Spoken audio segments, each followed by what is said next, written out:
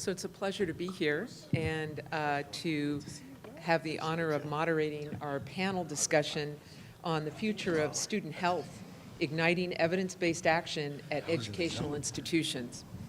And so I think it's a real honor that we're here at UCLA today because UCLA is home of one of the most innovative Healthy Campus initiatives around the country and has further stimulated interest throughout the UC system in a healthy campus network, trying to figure out ways to deal with, in the case of today's panel, food insecurity at home on our UC campuses.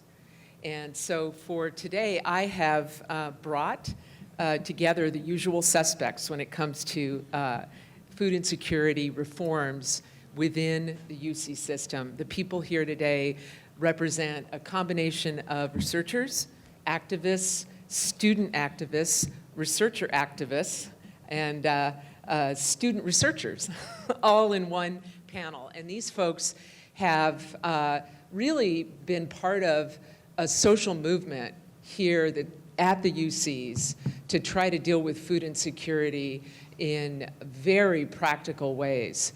Food pantries on university campuses go way back, but over time there's been a growing awareness of food insecurity throughout university campuses. And the UCs, under the UC President Napolitano's Global Food Initiative, have become really, really mobilized around this issue. And so this panel is here today to share with you all the story of how this all came about and where it's going in terms of changing the landscape of food insecurity across higher education in California. The UCs are the largest employer in the state of California. California is larger than many European countries. And so if we can change food insecurity here, it's not just a proof of concept. We're really talking about making changes in health over the long term.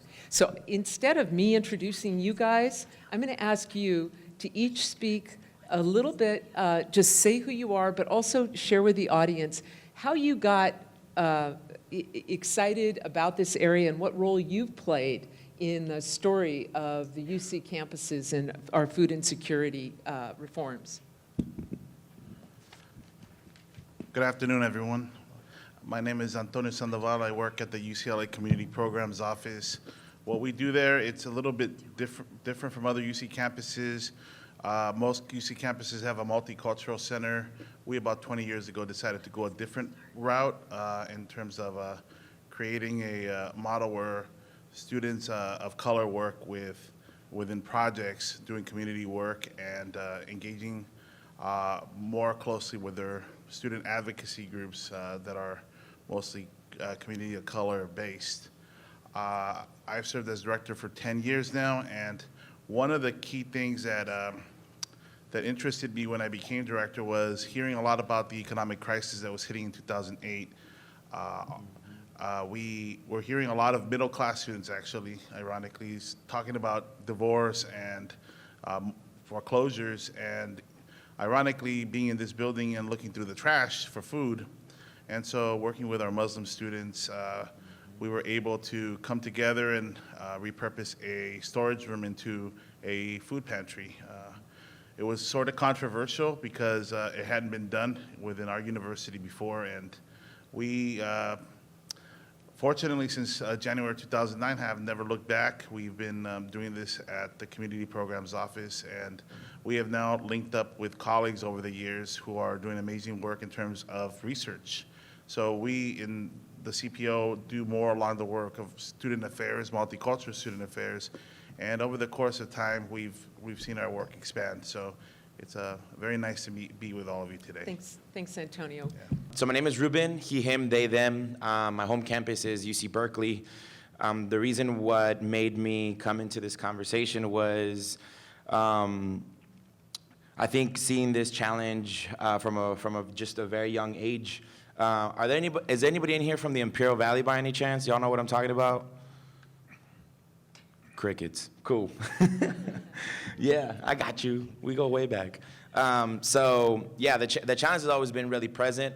I was also somebody that had a really unique experience. Our journey started in Mexico. My mother graduated from UNAM in Mexico City.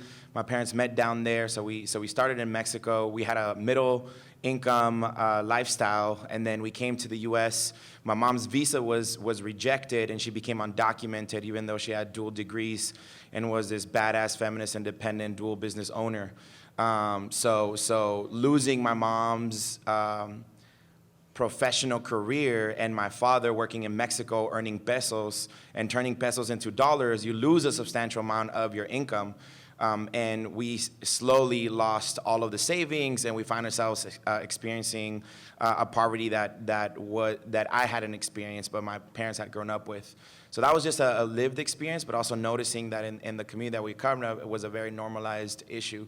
So let me ask you all 3 very quick questions. How many of you all grew up in a community where there were more liquor stores and fast food restaurants than there were healthy, nutritious, affordable grocery stores? Stand up or otherwise signify. Stand up because you know you want to stand up because you've been sitting for hella long. So move your bodies, feel free, like let me know who's in the room. And if you can't stand up, raise your hand. But how many of you all grew up in a community where there were more liquor stores and fast food restaurants than there were affordable grocery stores? Okay, put your hands down, take your seats. How many of you grew up in a community where you had accessible, affordable housing, and housing was not an issue for anybody in your community? Raise your hand or otherwise signify. Okay, put your hands down. How many of you all grew up in a context where finances were a day-to-day struggle in your family and in your personal life experience? Raise your hand or otherwise signify. Okay, and the last question is this. How many of you went to a school that it was mandatory for every single student, regardless of GPA, to take a class on life skills, personal finance skills, health and wellness skills, cooking skills, food prepping skills, and surviving in college when you transition to college? Raise your hand or otherwise signify if you went to a high school that made it mandatory for every single student to take a class of this nature. So if you look around this room, the people that have been raising their hands, standing up, are not going to schools that taught us how to do this. So there's a lot of layers that we're going to get into this conversation, but thank you all so much for being here with us. Okay, Susana. I'm not going to be as energetic as Ruben, but I'll try. My name is Susana Martinez, and I'm part of the UC Nutrition Policy Institute. I ended up in this area because of this wonderful woman right here, Lauren Ritchie, who you'll meet in a minute, but she started working in this space a little bit before I started at the Nutrition Policy Institute, and it didn't take very long for me to get engaged. One of the first experiences I had was the California Higher Education Food Summit, where I met Tim Galarno and Ruben Hernandez here, and it was an amazing experience hearing all of these stories that students had about, just the challenges of going to school and experiencing food insecurity. And as somebody who was a single mom during graduate school, I understood those struggles. So I've been very engaged in the work, and I'm really excited about it. And I hope we make a lot of progress. Yeah. Thanks, Suzanne. How about Maureen? Good afternoon, everyone. So my name is Lorene Ritchie, and I get the honor of directing something called the Nutrition Policy Institute. It's housed in the University of California's cooperative extension arm of the university, which hopefully you guys all know about, but if you don't, the Division of Ag and Natural Resources is the land-grant university arm of our system, and we are the outreach arm to the public. So we communicate the science that's done at universities out to the public and try to take the problems of the community back to the researchers in the universities. Thanks, everybody. Ruben, if you can give us a little background on, how did this problem get outed in the first place? So I think it's important to situate ourselves that our current systems and institutions are built to produce inequality, right? So there's been the challenge of students not having enough to support themselves. The issue is that, one, it was invisibilized, and then at best, it was kind of like that's just part of the college experience, and it was normalized, and not normalized in a healthy way, right? I think for quite some time, students have been showcased to be eating cup of ramen noodles, They've been showcased to having to work multiple jobs, so on and so forth. So the struggling student has been something that has been normalized in the culture in the United States. So I wouldn't be able to answer when was the first time that a student came across waking up and not having enough money in their pockets or in their bank account and having to struggle that day, because it's been going on for such a long time. Once we opened up the opportunity of higher education beyond wealthy, white, predominantly heterosexual male, and the socioeconomic status of people going into the university shifted, I think that's a good starting point to think about. But in most recent times, I think the cost of living increasing so drastically, and post-recession tuition increasing at a level that now it wasn't just the lowest income students that were struggling, it was working class students, middle class students, and even some of like upper class students who had multiple siblings in college, many of them starting to say like, I'm struggling with this. And I think that started raising the conversation to say what's going on, because too many students are ending up in our students of concern offices, ending up with psychologists, and psychologists asking them like, when was the last time that you had a meal? Ending up in the emergency room to no fault of their own, they just were incredibly undernourished or hungry or homeless. So I think the more that it started happening to so many more students, and I think students that made us start feeling uncomfortable because we weren't used to working with them, was a challenge, right? Yeah. How do you help a student that is telling you, I haven't eaten and I've already maximized my financial aid package? What else do I do? Right. What do you tell a student that tells you, I cannot take out loans anymore because my parents already have two of my older siblings that they're still paying off their loans, and they've asked me not to take out my loans, and I'm working 2 jobs and I've never worked before. So now the scenario started being different. So what you're telling us about is stories, right? Which is an important part, people's narratives. But then there's the issue, big institutions, it's about putting numbers on those stories. Yeah. So Lorene and Susana, how did that all go down? You guys did the research on this. I'm going to start, and then Susanna is going to tell you some more details. But the journey for me started in 2013 when I was asked to give a guest lecture at a large public health undergraduate course. So there was about 400 kids, somewhat like this audience today, and I was asked to speak about childhood obesity. That's my research topic, child nutrition and child obesity. So I wish I could tell you that I had this all planned out and thought through, but I didn't. It was just pure serendipity that after my lecture, my guest lecture in this course at UC Berkeley, 2 very brave young women took it upon themselves to come and talk to me. And this is what they told me. One was a young Latina woman. She was the second in her family to go to college, so her parents were trying to put both her and her sister through school. To save money, she lived at home, which was an hour commute away, and she had 2 jobs. So she had 2 hours of commuting, school, and work. And she could not afford to eat 3 meals a day. So what she was doing was skipping at least 1 meal a day. And she had done this for quite some time. But she was a junior now. Classes were getting harder and harder. And she found herself not being able to sleep. So the level of stress and the level of under-eating had caused her that in the middle of the night she would wake up and not be able to sleep. And she was getting in this vicious cycle, so much so that while she talked to me, and I was a complete stranger, and I think that was actually why she could open up to me. Because I've learned now from speaking to multiple students that, as Cindy Leong showed with her research and her qualitative stories, is not an easy thing to talk about if you're a student. You're at UC Berkeley, UCLA, another UC, an elite place.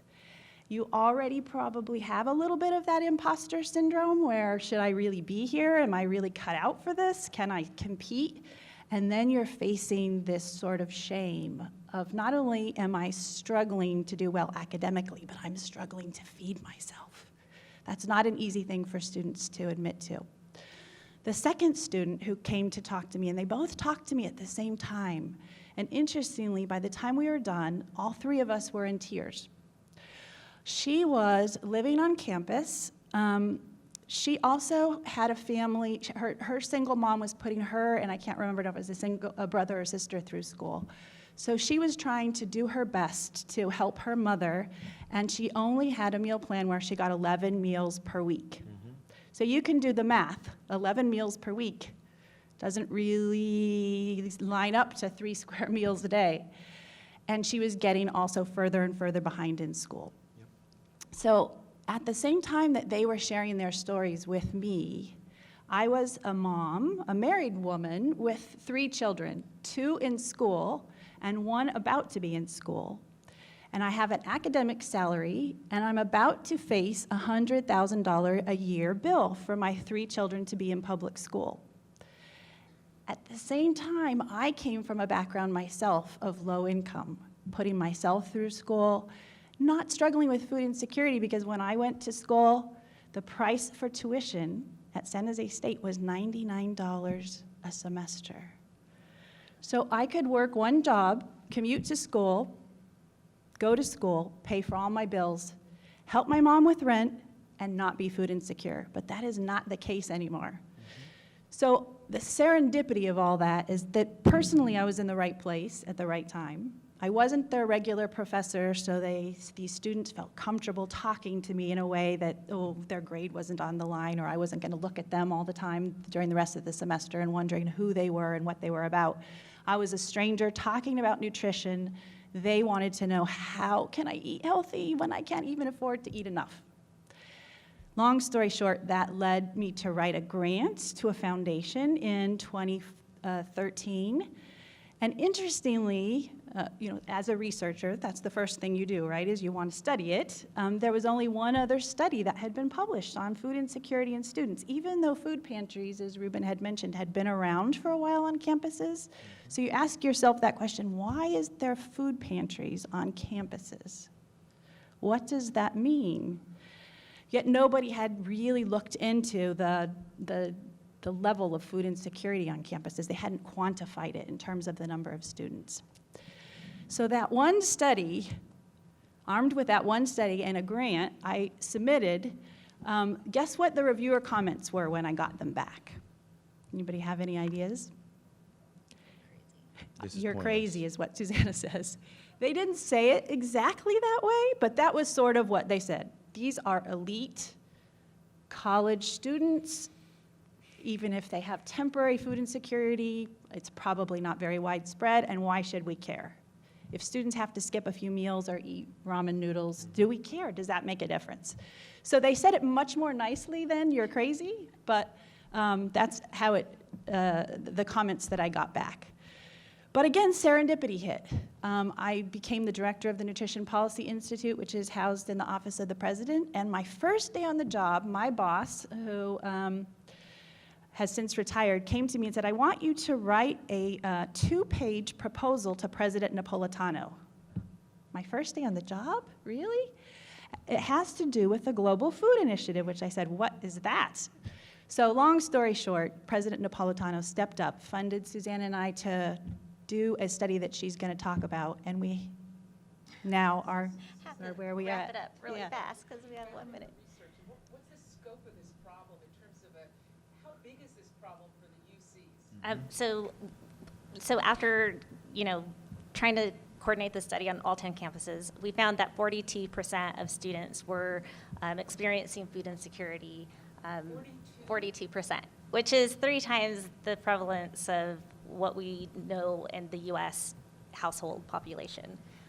Pretty big number. Everybody was shocked. The information was not well received, right? I mean, because everybody was in disbelief. And yeah, it was shocking. And, we did further analyses to, try to understand, okay, who are these students that are experiencing food insecurity? And we found that a large number of these students were Hispanic, African American, experiencing more food insecurity compared to the white students, although there are students who are white. There are students of every, income category who are facing food insecurity. A large percent of our students were on some type of financial aid. About 22% of the students who we sampled had been food insecurity during childhood at some point. And so we went on to do some even bigger analyses, looking at some multiple, regression models, and finding that some of the biggest indicators for food insecurity was whether the student had been food insecure during childhood, whether they were on financial aid. Third-year students and fifth-year students happen to have a higher risk for food insecurity. And yeah, we're still learning from the data because it's a pretty rich data set. So, Antonio, I'm wondering if you can break this down for us, because it's not just, in my understanding, it's not just about food, it's not just about stress, it's also about homelessness and other problems, social class. Can you share a little bit about your understanding of that? Well, thank you for the question. Many of the students that have come forward as being food insecure also, they have a lot of stressors with them. Many of the students come from families where sending them to school is the biggest priority, paying that bill. So a lot of the additional bills need to get paid by the student, and the student starts making compromises as to the choices that they make. Sometimes housing takes the impact because students then do couch surfing. Students will try their best to find low affordable housing. It's really difficult at UCLA to find affordable housing. An apartment can run you between $3,000 and $5,000 a month, and it's really difficult to get one that's low cost here. There's also the commuting factor. There's a conversation on campus as to what a homeless student is. Whether a student who may come from Riverside to UCLA and commute, whether that student is technically homeless if they have to commute every day and they have a difficulty going back home, especially at night. I was one of those students when I was at UCLA as an undergraduate. I commuted 3 hours each way every day, undergraduate and most of my graduate years. And it was very difficult getting home at night. So I had to make some compromises. Sometimes I would just take the bus all night long when I missed my last bus and try to find a way home. So there's a nexus between food insecurity and housing insecurity that sometimes people don't want to talk about because the conversation leads to questions that are uncomfortable for people to answer. And in addition to that, people might feel helpless in finding a solution. Thanks so much. Thank you. Can I add some context? Yeah, Ruben. Yeah, so just really quick, because I know that there's a couple of faculty here in this space, and there's a couple of folks that are leading research centers, and I know that you all have either graduate students working in your spaces or undergraduate students working in your spaces. So it's really important for us to name the fact that 48% of undergraduates in the study were food insecure, and 25% of graduate students were food insecure. So this notion that it's only undergraduate students struggling is actually not true. And there's a lot of things that we can start intervening if we become aware of what's going on, right? So one of the conversations that we're trying to have right now is in our hiring practices. How do we inform folks who have the authority to hire and are writing grants and are putting budgets and so on and so forth to be mindful of the food insecurity that exists and also the housing insecurity that exists, so that we can be more innovative in the way that we're activating resources into our efforts so that we can be true allies and champions of these students' basic needs. And the realization that this is a problem at the UCs has led to this broader conversation. On some campuses, we're starting to ask about food insecurity amongst staff, and there's also a movement to really extend this out to the California State University system, the city colleges, and so forth. So this is just really the beginning of the conversation. But since we only have about 10 more minutes, I want to just move this pivot onto what about solutions to this problem. You're telling me that 42% of students in an elite university are food insecure. You're connecting it to issues of class, race, ethnicity, homelessness, housing insecurity, right? So there's a very complicated, multifaceted problem. How do we even start to think about solving this problem and moving. You guys have been really at the forefront of coming up with solutions and mobilizing around this issue. What do we do? Yeah. So I'll just add two, and then I'll pass it to the rest of the folks. So you all saw a little bit of moving toward solutions. So Dr. Cindy from UCSF, now moving to Michigan, and the work that you saw earlier today, working with an actual undergraduate student, Anthony. I think we need to improve what we understand this challenge to be. We need more qualitative studies. We need to have qualitative data in addition to the great quantitative data that we have for food insecurity, housing insecurity, financial insecurity, and the impacts that they have on students. So we call that basic needs. So when you hear me say that, it's all of those.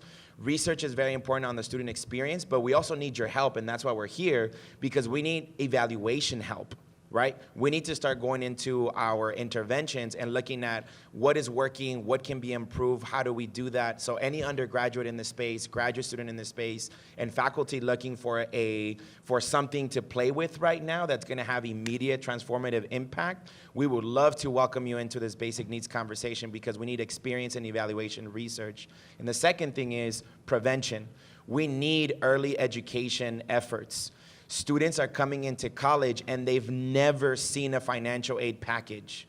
Many students are seeing a financial aid package for the first time when they get their financial aid package. And when you come from a low-income background or a working class background or a middle-income background, but nobody speaks financial aid in your family, all you see is the total cost of attendance. And you see over $30,000, over $25,000, and you're like, hell to the no.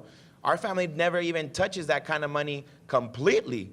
So why would I even make a decision to go to college? But we don't break those things down. We also need to be teaching students in high school. So anybody in here that's working in curriculum, if you're already in the community, bring the work that you're doing and find ways to translating that work to high school students. And this is what I will end up with. It's not just telling a high school students, look at the website and trust that they're gonna understand what the website is. That doesn't work. We need to find ways to translate those teachings into something that makes sense to students, right? So when we go into high schools, we don't just go in there to talk about financial aid, but we go into a high school and we see a student that's wearing Jordans, and we'll pull that shoe off and put it on the desk and say, how much does this cost? And they're like, $126. They know everything. Well, what Jordan is it? And is it firsthand or secondhand, resale, eBay? They'll break shit down to the T. We have entrepreneurs in our high schools. Right? So they'll tell you, oh, that's 126, but if you got it first can, that's actually 219. No. That's how much people are paying for it. But how much does it cost to make the shoe? How much does the sole cost? How much does the leather cost? How much does the painting cost? How much does the production cost and the distribution cost? Because the shoe actually only costs $11. You're paying $219. You just got hustled. How does it feel to be wearing those shoes? And then you make it feel like shit. Good. Because then they can resell that and get that money in their pockets and put that to college. You see what I'm saying? We gotta be creative in the way that we're having conversations with high school students, and not just think that the high school students aren't ready for this conversation. Because when I was in high school, when Tony was in high school, when many of us were in high school, we were already supporting our families like if we were adults. But nobody wants to talk to us in that way in preparation to college. So I'll leave that there. Research and prevention. So change happens a combination of the top down and the bottom up. Antonio, tell us about the first food pantry here, and what was that like? It was difficult to get it started, and the first question was not about the need, but more about the risk and liability issues and giving away free food. You know, we did our first request for food, and the parents of Westwood Hills donated, I don't know, caviar and skis and other stuff. I mean, I just didn't understand what that was about, but they wanted to be supportive, and somebody gave us 1,000 packets of bread and meat, deli meats. I'm like, okay, we need to do this, and we need to do it right. But I mean, I would say that the experience I had was one where open-minded people across hierarchies on campus made the decision to be cooperative. This could have easily been shut down at UCLA. We are in Bel Air, and people don't like to admit, well, actually, I need to modify that now. People didn't like to, in 2009, admit to being impoverished or being hungry or not having housing. people did play a game of, no, I'm just like everyone else. But I think that now that's really changed. People really are open to letting people know what they're experiencing at UCLA. I just think that the open-minded behavior allowed us to do a lot of different things. And then when the Global Food Initiative happened and the work of Ruben and Tim and others like Wendy Schlusser on this campus with HCI, that allowed different people that were doing good work around the campus to come together in a way that's allowed for us to do just more. And Okay, so that's let's been our talk about experience. the Global Food Initiative. So that's the bottom up, people really looking at the problem, having experienced it, and bringing about change. And then the top down, at some point the institution says, hey, we've got a problem. 42% of our students are hungry. So what's going on at the Global Food Initiative level to move the dial on this problem? I'll start by There are a lot just of- saying that President Napolitano is pretty unique among other university chancellors and or presidents. Ruben and Tim and Suzanne and I have had the opportunity to meet in a variety of different venues with many different colleges, and we are by far one of the few who has a president who really has put food insecurity as a focus. And so she has funded each of the 10 campuses, and Ruben can talk more about the dollar amounts, but it's considerable. First, a modest amount, I think of $75,000 per campus, and then more like $330,000 per campus to engage students, staff, faculty, to come together and identify ways that, through food pantries, of course, to address immediate needs, but even more upstream and preventive actions so that more students can get the help that they need before they need to ever get to the food pantry. And Ruben, you can talk about all the great work you've been doing. Yeah, so I'm seeing the communication, so I'll keep it short. So right now we're in 4 areas: research, prevention, sustainability, and advocacy. So where we are right now is we're starting to have the conversation of saying, look, basic needs challenges aren't gonna go anywhere, right? Students are gonna continue to be financially insecure, which makes them become food insecure, which also makes them be housing insecure, because that's the way that the system is built. The federal government is not providing equitable funding to public higher education. The state of California still funds more per prisoner than per public college student. The universities are in challenging times because they're having to respond to higher operational costs. So it's a financial infrastructure that is not built for students to be basic needs secure, and we're aware of that. President Napolitano, the leadership of each campus, is a champion of that, and we're having that economic conversation. But for now, we need community support into doing that research, being part of prevention, being part of sustainability efforts. So if folks are here in the area, I really encourage y'all to come with Tony and have a conversation with Tony and say, Tony, what do you need and how can we help you? Just like in the previous panel, somebody stood up and said, hey, I'm from the business world, from unrefined sugar or some shit like that. Be like, yo, I'm down to make some business conversations happen. I want some business conversations to happen with us because we're supporting students that are food insecure, financially insecure, and homeless. Okay, just before we have to go, give me the short list of stuff we're doing, pantries. I think one of the things that Ruben hasn't mentioned, which I think is pretty novel, is UC Berkeley is developing a screener right now, and it's a screener to help identify those students who might be experiencing either housing or food insecurity, and it'll be either for freshmen or third year, or not third year, but transfer students who are coming into the system who are new to financial aid and everything. And so this is really novel because it'll identify which students need what resources, and we'll be able to connect them with those resources. And hopefully we won't eliminate either of these issues, but at least we'll be able to make an impact. I think the line is simple. It's early education, early detection, improvement of skills, personal budgeting skills, cooking skills, self-advocacy skills. CalFresh is huge.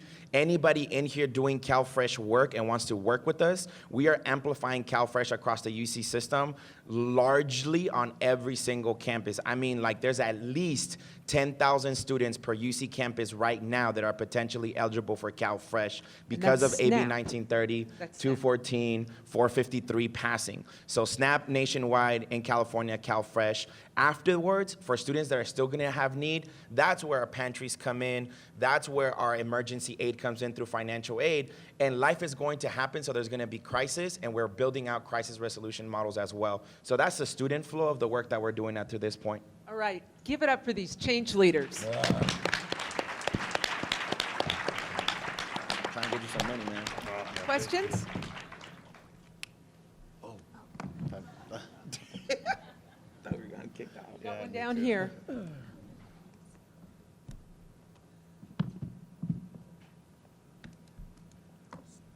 Thank you for this great conversation.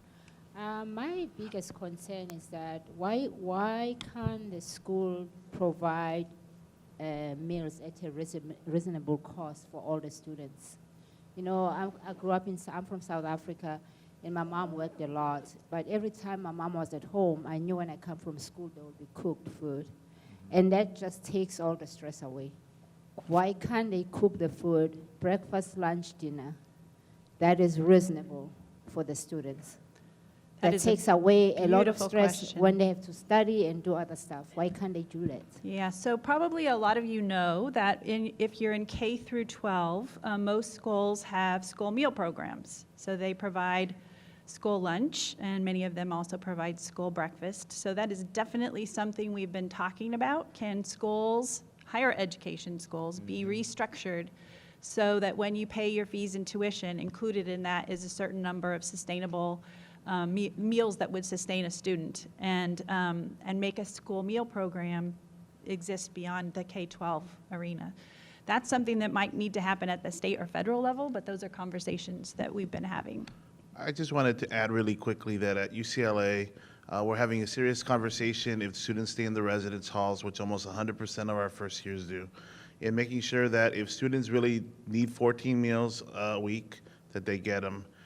The school's also working here to make sure that there's an affordable meal plan specifically designated for students who are low income, so that if they need a meal, it's not going to cost them a fortune, it's going to be nutritious, and it's going to be affordable. Another question? Hi. One more. Hi, my name is Lee. I'm with the Food Bank of Santa Barbara County. We supply food to Yep. pantries at UCSB, Yep. Santa Barbara City College, Allen Hancock, and I was wondering, do you guys do any kind of CalFresh outreach for your students? Yeah.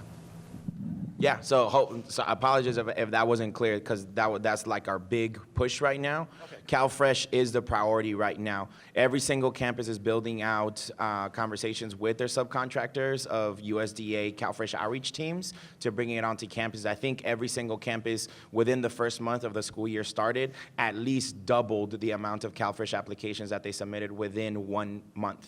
Yeah. Awesome. Do you guys have the link for students to do it themselves? Yeah. We're working with Code for America, Get CalFresh. Yeah. And thank you so much, everything that you're doing in Santa Barbara. Santa Barbara is lit.